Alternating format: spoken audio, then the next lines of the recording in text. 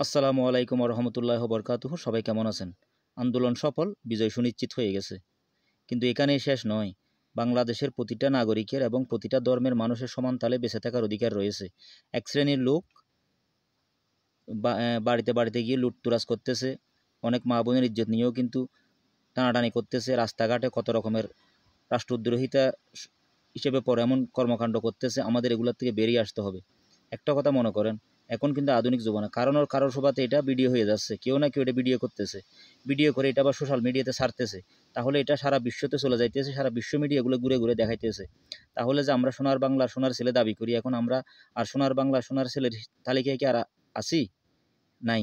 তো সেই কারণে বলতেছি, আল্লাহর ওয়াস্তে, আল্লাহর দোহাই লাগে, আপনারা এমন অশুভ কোনো কাজ করবেন না যাতে ছাত্রদের আন্দোলন বিফলে চলে যায়। ঠিক আছে? আপনারা সবাই শান্ত থাকুন, প্রতিটা মানুষের জানমালের নিরাপত্তা দেওয়ার চেষ্টা করুন। যারা অশুভ কার্যকলাপ করতেছেন তারা এগুলোর থেকে বেরিয়ে আসেন। আর যারা এগুলো করতেছে আমি তাদেরকে ধিক্কার জানাই, তাদেরকে আমার অন্তরস্থল থেকে নিন্দা জানাই। ঠিক আছে? আপনাদেরকে সংক্ষিপ্ত আকার আমি একটা আমাদের প্রিয় নবী হযরত মুহাম্মদ সাল্লাল্লাহু আলাইহি ওয়াসাল্লামের কথা স্মরণ করিয়ে দিই। মক্কা নগরীতে আবু সুফিয়ানের অত্যাচারে এবং তার অনুসারীদের অত্যাচারে যখন উনি মদিনাতে হিজরত করতে চলে গেছিল, 10 বছর পর যখন উনি মক্কা নগরীতে আবার আসতেছিল মক্কা বিজয় করে, তাহলে কিন্তু তখন কিন্তু ওনার হাতে পাওয়ারফুল ক্ষমতা ছিল।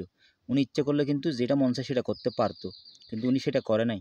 উনি বারবার বলতেছে, আমরা কারো প্রতি কোনো অন্যায় অবিচার করব না, আমরা সবাই ভাই ভাই, আমরা সমান তালে বাঁচব, প্রতিটা মানুষের সমান তালে বাঁচার অধিকার রয়েছে।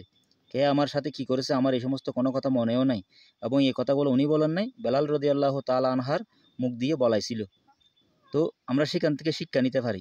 আমরা প্রতিটা মুসলমান আল্লাহর প্রিয় বান্দা হতে চাই এবং নবীর 1 নম্বর হাঁটি উম্মত হতে চাই। এখন আমি মুখে সুন্দর সুন্দর কথা বললাম, নবীর আদর্শ তুলে ধরার চেষ্টা করলাম, কিন্তু সত্যিকার নবীর আদর্শ মানলাম না, এটা তো আসলে হয় না।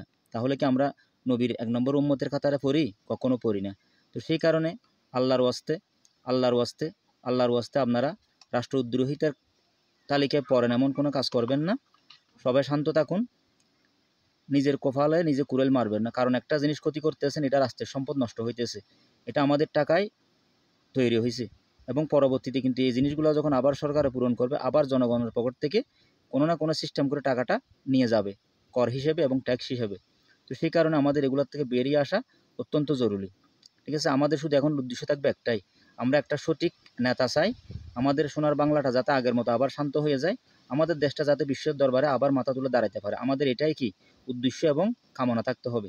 কোনো অসৎ উদ্দেশ্য আমাদের মনে থাকলে আমরা কখনো উন্নতি করতে পারবো না। তো সবার কাছে আমি বিনীত একটা অনুরোধ করতেছি, যদি আমার কথার মধ্যে কোনো ত্রুটি থেকে থাকে আমাকে ক্ষমা করে দিবেন। আশা করি আমি আপনাদেরকে এই নগণ্য ব্যক্তি হিসেবে বুঝাইতে পেরেছি। তো সবাই ভালো থাকবেন। আসসালামু আলাইকুম রহমতুল্লাহ বরকাতুহ। খুদা হাফেজ।